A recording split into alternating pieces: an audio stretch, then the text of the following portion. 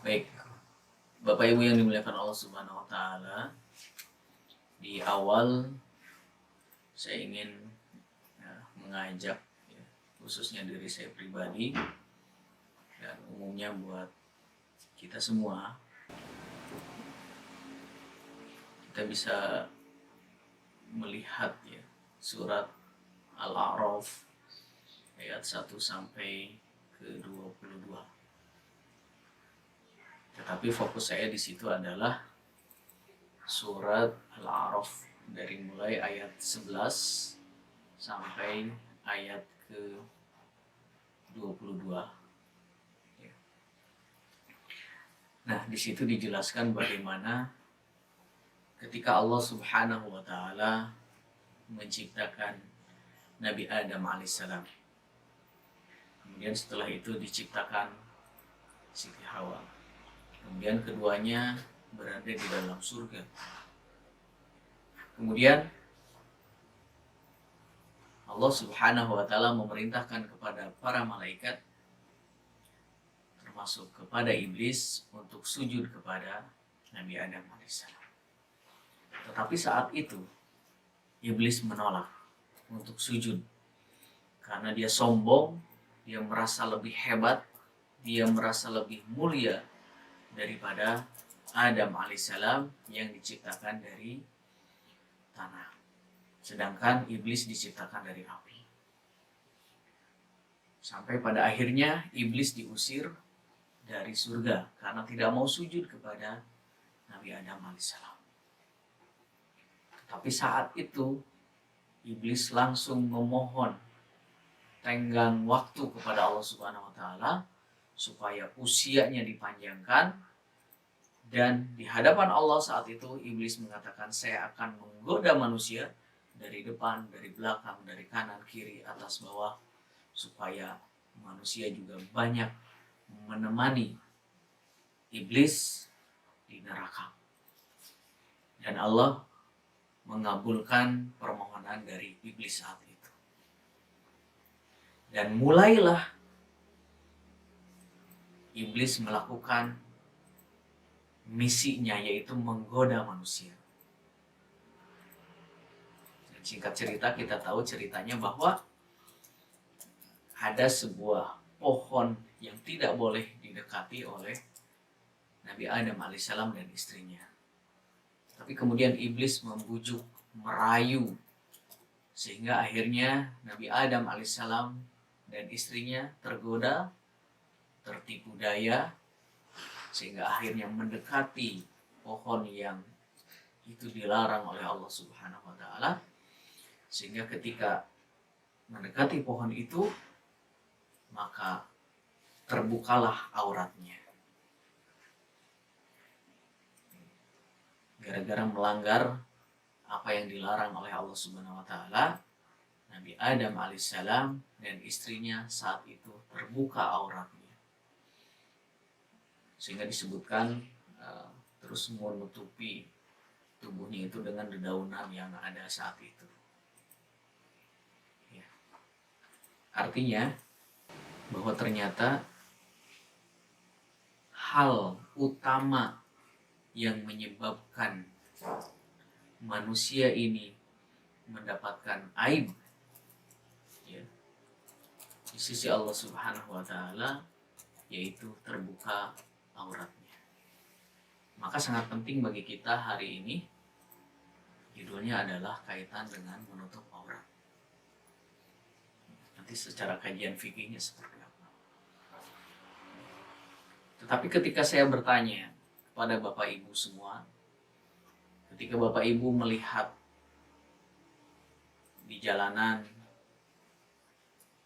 ada orang yang tidak memakai pakaian,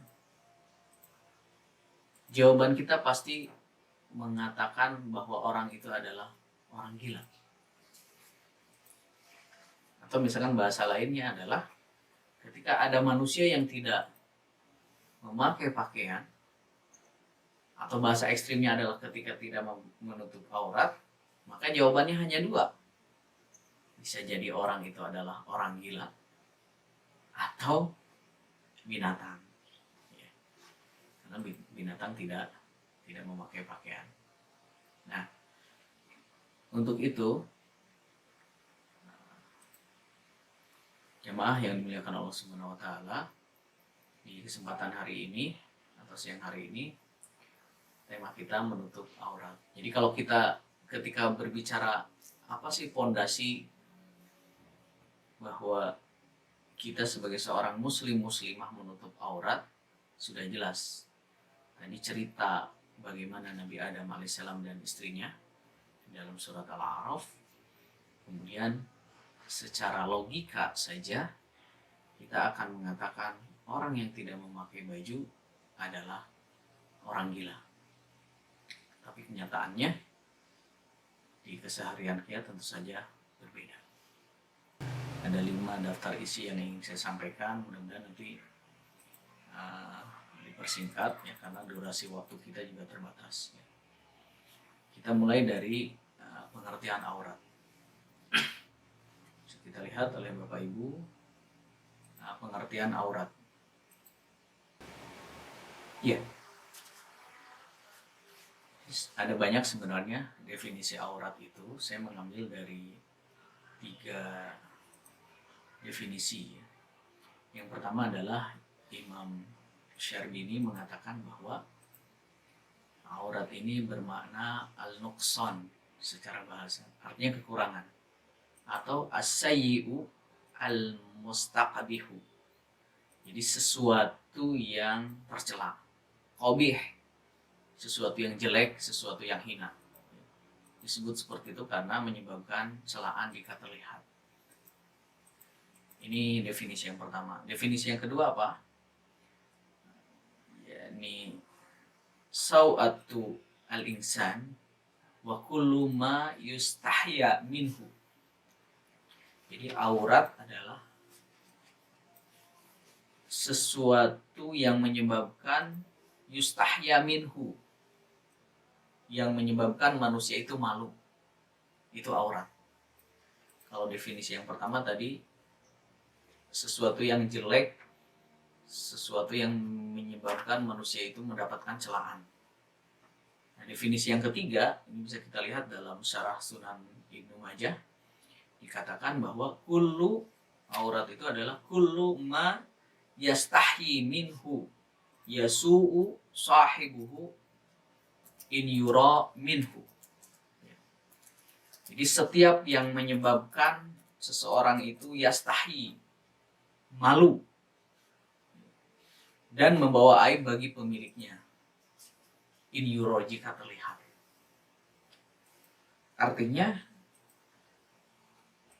bisa kita simpulkan dari 3 definisi aurat ini bahwa sesungguhnya Allah Subhanahu wa taala memerintahkan kita sebagai umat Islam untuk menutup aurat itu sudah jelas. Artinya menutup aib kita supaya kita tidak mendapatkan celaan, supaya kita terhormat di hadapan manusia, terlebih di hadapan Allah Subhanahu wa taala, dan supaya aib kita tertutup. Ini sesuatu yang sangat baik. Jadi kalau misalkan kita menemukan hari ini ada orang yang tidak menutup aurat, baik itu laki-laki ataupun perempuan, sesungguhnya dia sedang memperlihatkan aibnya. Sesungguhnya dia sedang membuka kejelekan-kejelekannya. Sesungguhnya dia sedang mengobral ya, semua yang seharusnya dia tutupi. Nah, selanjutnya kita lihat subbab yang kedua. Nah, ini baru masuk ke teknis fikihnya ya. Jadi Islam sudah mengatur segala hal ya dalam kehidupan ini. Dari mulai hal-hal yang kecil sampai hal-hal yang besar itu diatur oleh Islam, termasuk aurat ini. Sehingga kita mendapatkan dari keterangan para ulama, dalam fikih berarti ulama mu'tabar itu adalah imam mazhab yang 4, ya, para jumhur ulama mengatakan bahwa aurat laki-laki itu adalah dari pusar sampai lutut. Aurat perempuan itu seluruh tubuh. Nah, seluruh tubuh perempuan kecuali telapak tangan dan muka. Itu para ulama sepakat. Walaupun nanti ada perbedaan pendapat, misalkan Imam Ahmad, Imam Syafi'i, termasuk juga muka juga harus ditutupi, dicadar gitu ya. Ya kalau sekarang semua pakai cadar ya, pakai masker gitu, karena corona ini gitu. Jadi sudah tidak aneh sekarang pakai masker. Ini berdasarkan penjelasan para ulama. Nah, selanjutnya,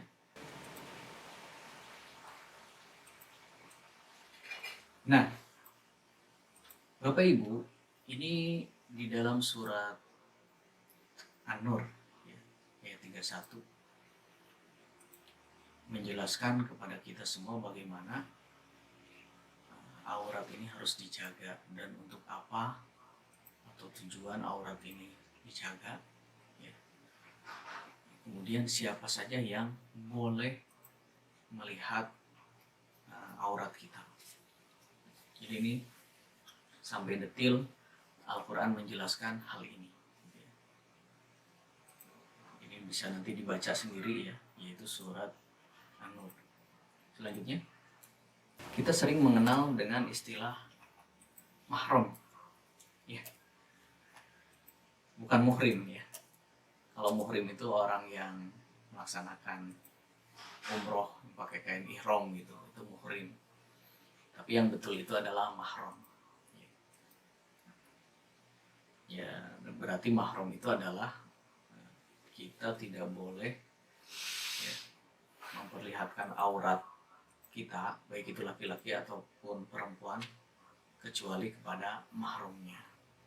Misalkan melakukan perjalanan, seorang wanita itu tidak boleh melakukan perjalanan kecuali dengan mahramnya. Makanya kalau yang haji umroh kemudian belum menikah, itu nanti harus ada surat mahram istilahnya. Jadi yang mendampingi itu diibaratkan orang yang mendampingi wanita tersebut itu sebagai mahramnya. Nah, ini yang dimaksud dengan tadi saya jelaskan ini secara detailnya. Yang pertama, tidak boleh menikah dengan mahramnya. Ya, tidak boleh ya. Jadi harus tahu, makanya nanti kita lihat ya, mahram kita itu siapa aja. Kemudian mahram boleh menjadi wali pernikahan. Berarti jadi kalau seorang perempuan ayahnya sudah tidak ada, berarti wali nikahnya bisa dengan kakaknya yang laki-laki gitu, atau pamannya. Wanita tidak boleh safar tadi ya, bepergian jauh kecuali dengan mahramnya. Tidak boleh menampakkan auratnya kecuali kepada mahramnya. Tidak boleh khalwat berdua-duaan kecuali bersama mahramnya. Tidak boleh berjabat tangan, kecuali dengan mahramnya. Artinya apa? Ini yang menjaga aurat kita. Makanya sebenarnya turunan-turunannya ini sangat banyak ya. Kaitannya dengan mahram ini jauh-jauh hari dalam kajian usul fikih itu ada yang namanya maqasid syariah. Di antara tujuan syariat ini adalah hifzu nasl, menjaga keturunan. Makanya kaitannya dengan mahram ini adalah supaya terjaga keturunan kita, jelas gitu ya. Ada ayat yang lainnya misalkan wala taqrabuz zina, janganlah kalian mendekati perzinahan. Ya ini, karena nanti kalau misalkan terjadi perzinahan, maka keturunannya itu nanti akan punya dampak yang berkaitan dengan hukum fikih.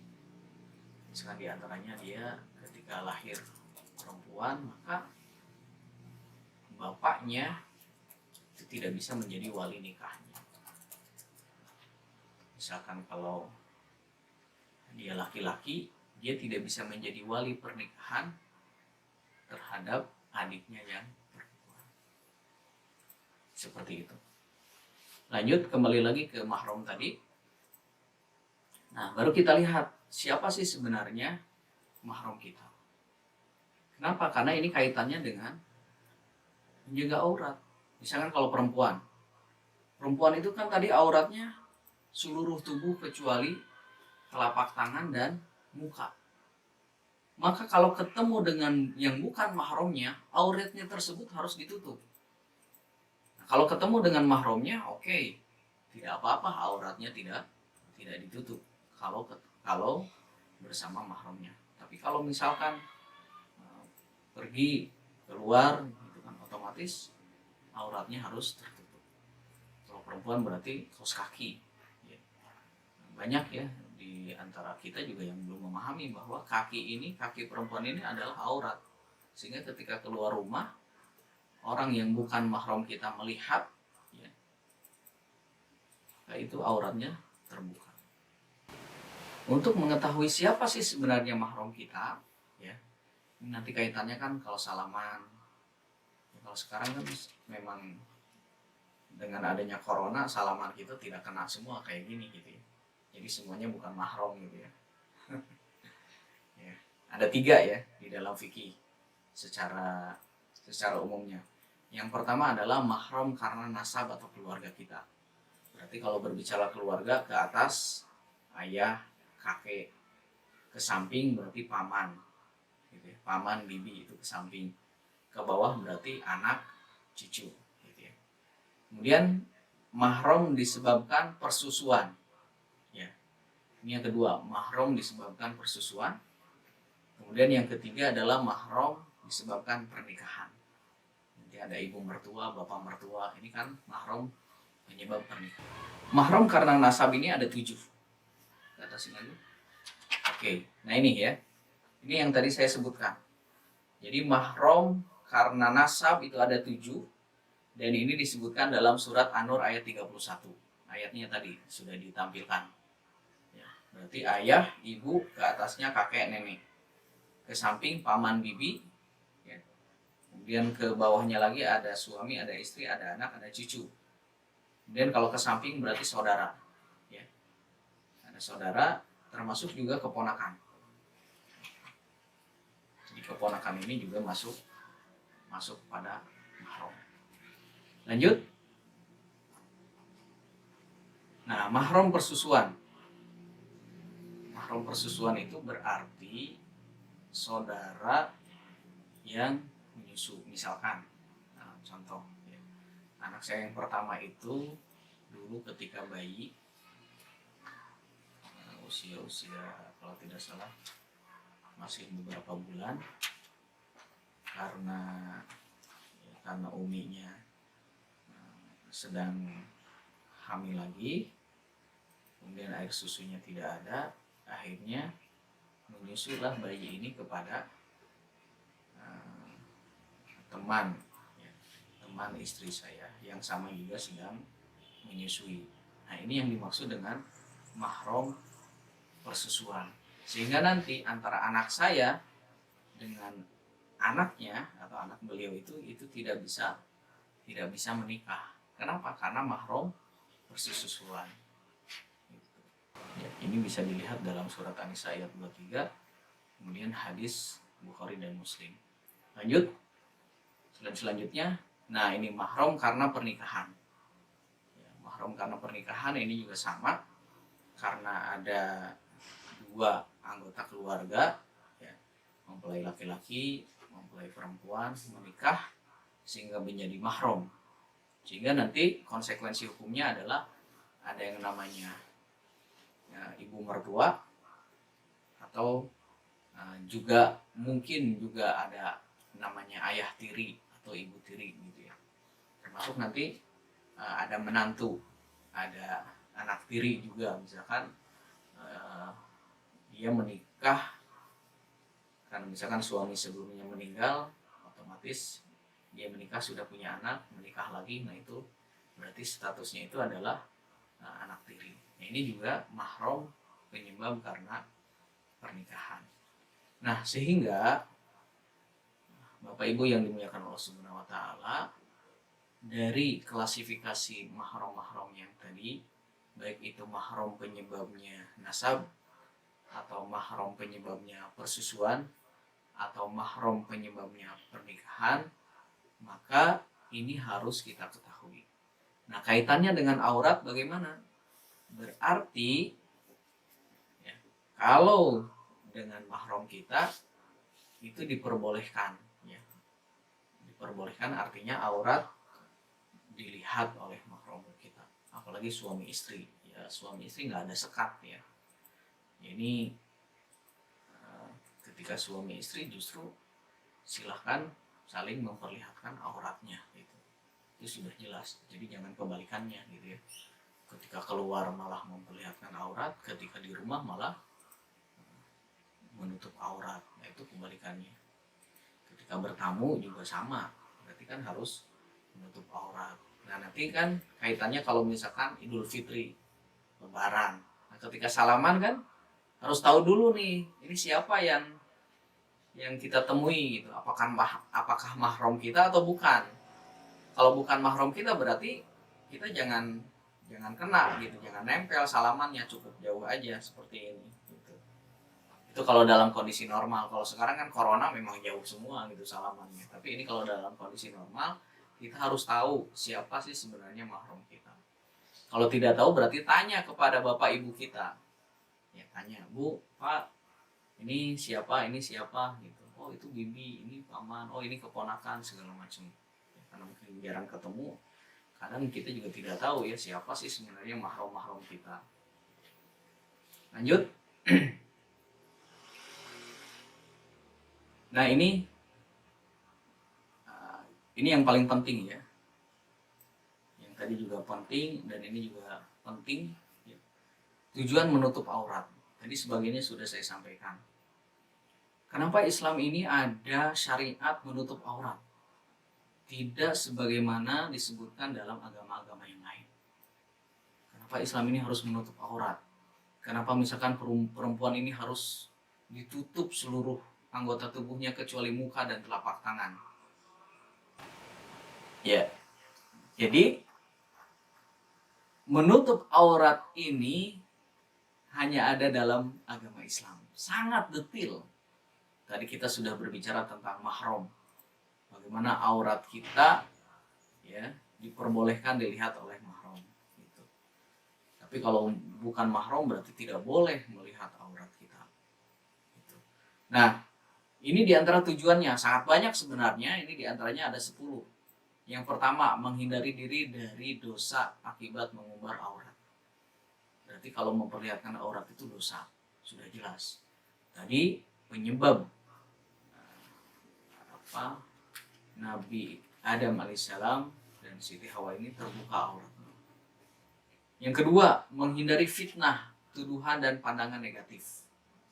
Ya, kajian-kajiannya sangat banyak sebenarnya, ya. Jadi makanan yang terbuka dengan makanan yang tertutup dengan kemasan yang bagus pasti lebih elegan atau lebih punya nilai lebih tinggi, lebih eksekutif, ya, daripada yang terbuka. Ini artinya untuk menghindari fitnah. Apalagi mencegah timbulnya hawa nafsu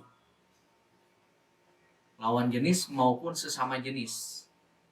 Ya. Jadi kenapa kita itu harus menutup aurat? Termasuk yang misalkan yang gimana? Yang di asrama, gitu. Kenapa?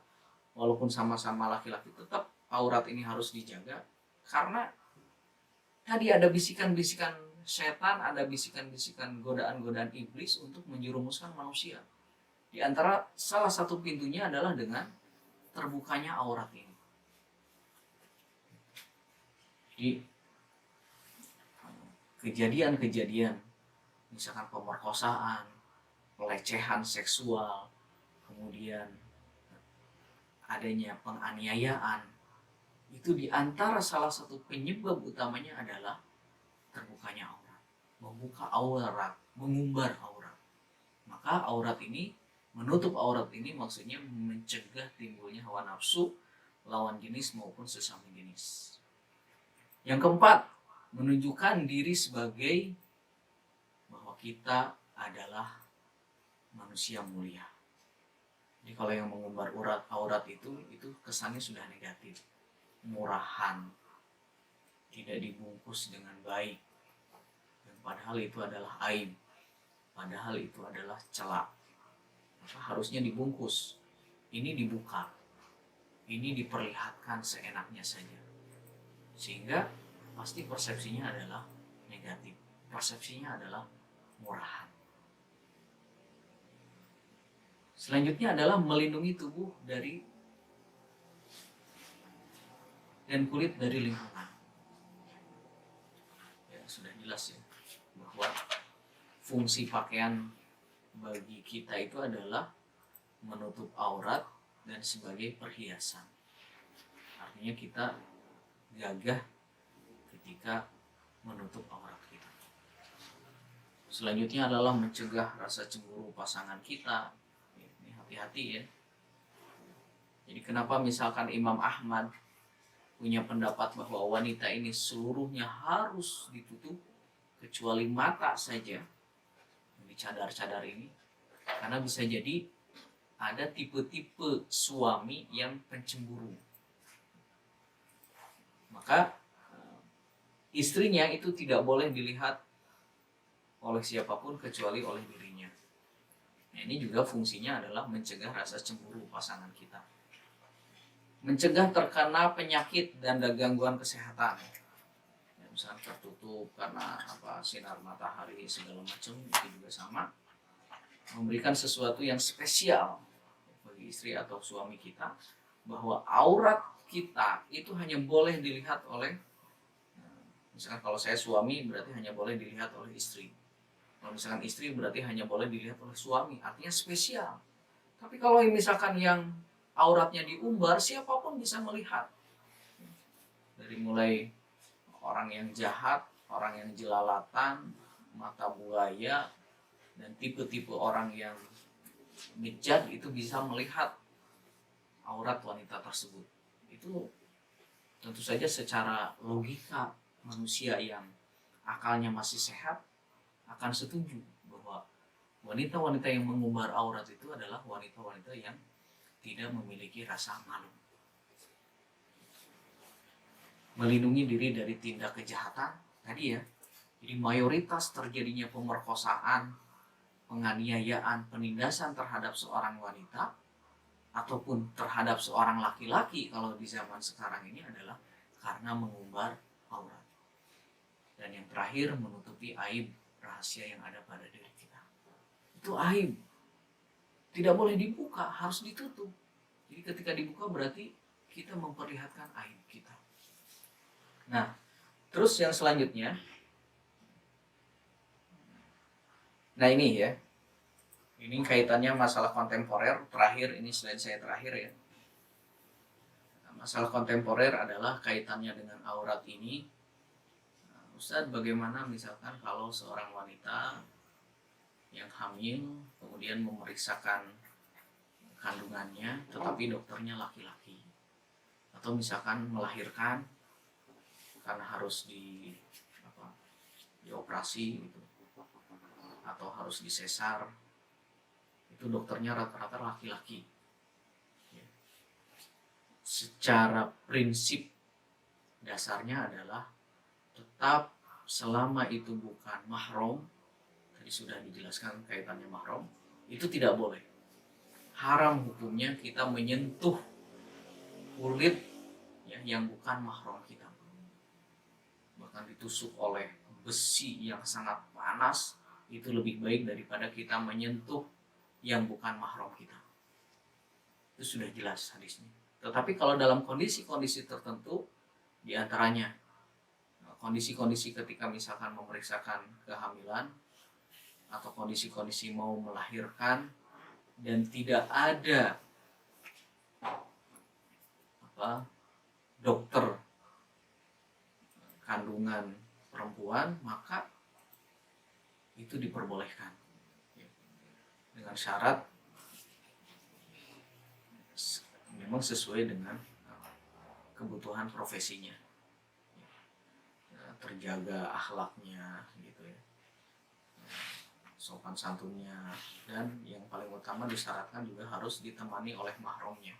Misalkan istri kita, ya misalkan saya laki-laki, istri kemudian mau mengecek kehamilan istri kita, ketika dokternya adalah bukan perempuan, laki-laki, maka kita wajib untuk mendampingi istri kita dalam pemeriksaan kehamilan tersebut. Dan itu memungkinkan, ya, kalau di Indonesia itu sangat memungkinkan.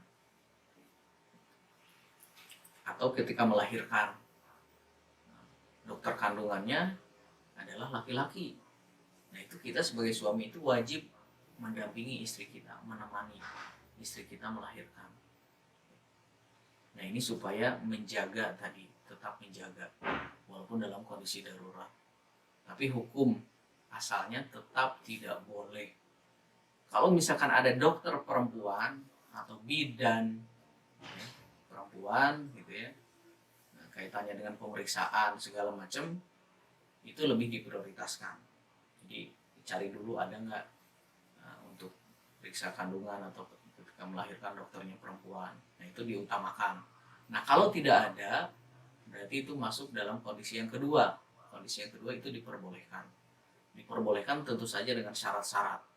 Di antaranya adalah syarat-syarat bahwa dikenal dokternya adalah terbukti kaitannya dengan akhlaknya, keimanannya, segala macam gitu ya. Karena sekarang juga banyak juga ya yang dokter-dokter ini juga yang ya tadi namanya godaan iblis, setan itu tidak bisa dihindari ya. Makanya tadi syarat-syarat tadi itu untuk meminimalisir hal-hal yang tidak diinginkan tadi dengan ditemani dan lain sebagainya. Sehingga insya Allah dengan cara-cara seperti itu akan selamat. Misalkan di sini ya, penulis buku Kifayatul Akhyar, dia mengatakan, ketahuilah bahwa kebutuhan yang sangat mendasar untuk dilihat adalah wajah dan dua telapak tangan. Adapun bagian-bagian tubuh yang lainnya hanya boleh dilihat sesuai dengan kadar kebutuhan. Artinya memang sesuai proporsinya. Terus lembaga fatwa di Saudi juga mengatakan syarat-syaratnya jika tidak dijumpai adanya dokter wanita yang sanggup menangani penyakitnya tersebut, dokter tersebut seorang muslim bertakwa dan pasien wanita didampingi oleh mahramnya. Atau yang lainnya wanita lah, yang ini baik seorang muslimah ataupun bukan, tapi ya seorang laki-laki yang bukan mahram tidak boleh menangani wanita kecuali dalam kondisi darurat, yaitu bila memang tidak ditemukan dokter wanita. Jadi tetap hukum asalnya tidak boleh dirubah. Tetap prioritas itu adalah bahwa tidak boleh kalau yang bukan mahram kita itu bersentuhan gitu ya. Itu tidak boleh. Apalagi dalam pemeriksaan. Tapi dalam kondisi-kondisi darurat itu diperbolehkan. Ya. Nah, dari penjelasan-penjelasan tadi bisa kita simpulkan beberapa hal. Yang pertama, kesimpulan dari saya adalah bahwa sesungguhnya Islam ini sangat luar biasa indah, menjaga kemuliaan, menjaga